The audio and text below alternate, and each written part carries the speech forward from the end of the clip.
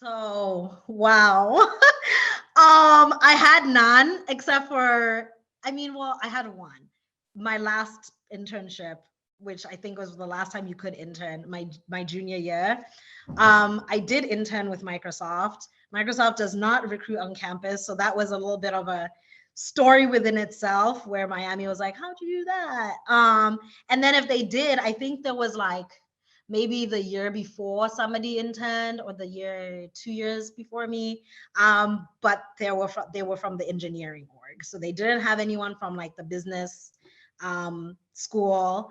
And so I utilize LinkedIn. That's what I would say. LinkedIn works. Like if you're being forced to create a LinkedIn profile on like UNV 101, which is like the class that I was in that made us create a LinkedIn, and you probably are like, damn, this sucks. Nah, it actually paid off. So didn't really suck.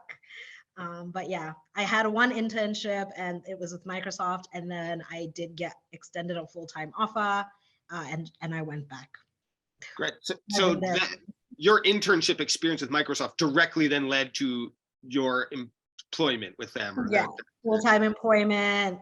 OPT was with them. My CPT was with them. My OPT, they sponsored me for the H-1B. I didn't get it, but I mean, I came back. Now I'm on an H-1B. I got it after like the 5th time, which I can go into that, like if anybody's keen on how that works. But I will say, when you are looking for a company to sponsor you, just make sure it's a company that has a contingency plan. And what I mean by a contingency plan is the H-1B is a lottery. Like it is not a guarantee. Even if you do find a company to sponsor your full-time, it's not guaranteed that you're going to get that H-1B. Now, what happens to a lot of people, I know a lot of people in my year was sent home because like their company couldn't get the H-1B for them. They weren't picked. You want a company that's going to keep you employed and just send you to another country, which is what Microsoft does. I think some other companies do that. So find a company like that will keep you employed, send you to another country with the hope of bringing you back. Their plan was to bring me back on the L1 visa, and like after like 12 to 18 months, but I ended up getting the H-1B. Like I ended up being selected. Like they keep entering you even when you're not in the country, and I got it on like the 5th chance or whatever. So yeah, you could come back.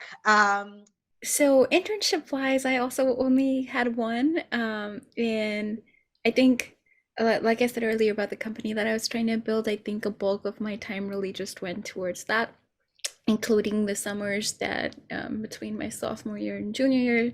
I did have an opportunity, like one internship that didn't work out, but that's a story for another time.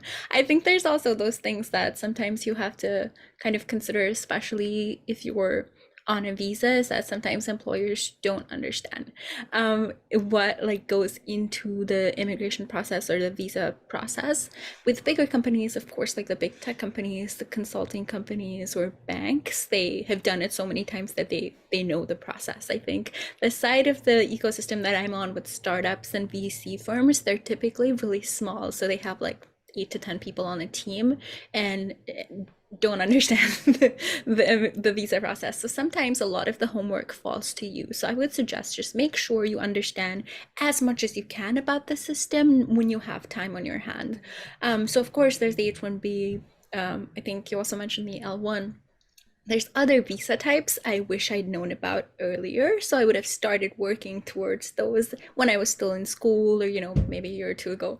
So for context, I'm still technically on OPT. This is my last year of STEM OPT, so my new company is gonna sponsor me for the H-1B.